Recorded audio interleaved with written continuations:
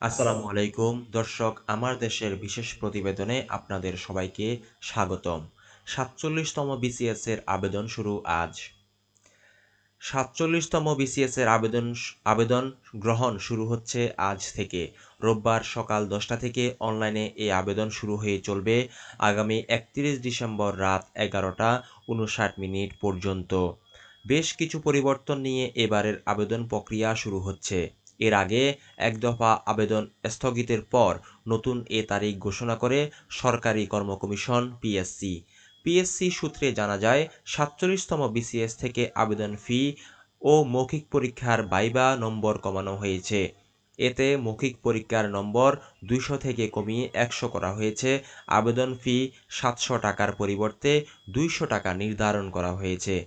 এছাড়া ক্ষুদ্র নৃগোষ্ঠীভুক্ত প্রার্থী, প্রতিবন্ধী ও তৃতীয় লিঙ্গের প্রার্থীদের জন্য আবেদন ফি ধরা হয় ৫০ টাকা।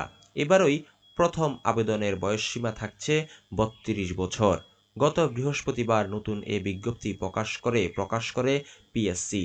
গত ৯ ডিসেম্বর পিএসসির এক বিজ্ঞপ্তিতে বলা হয়েছিল, ৪৭তম বিসিএস পরীক্ষার ২০২৪ এর অনলাইন আবেদন ১০ ডিসেম্বর সকাল ১০টা শুরু এবং ৩১ ডিসেম্বর রাত ১১টা ৫৯ শেষ হওয়ার কথা থাকলেও অনিবার্য কারণে তা স্থগিত করা হয়েছে। বিজ্ঞপ্তি অনুযায়ী ৪৭তম বিসিএসে ক্যাডার পদের সংখ্যা ৩,৪৮৭ জন আর নন ক্যাডার পদের সংখ্যা ২০১ জন। এ বিসিএস থেকে মোট ৩,৬৮৮ জনকে নিয়োগ দেওয়া হবে। এতে কিছু নতুন পদ যুক্ত করা হয়েছে।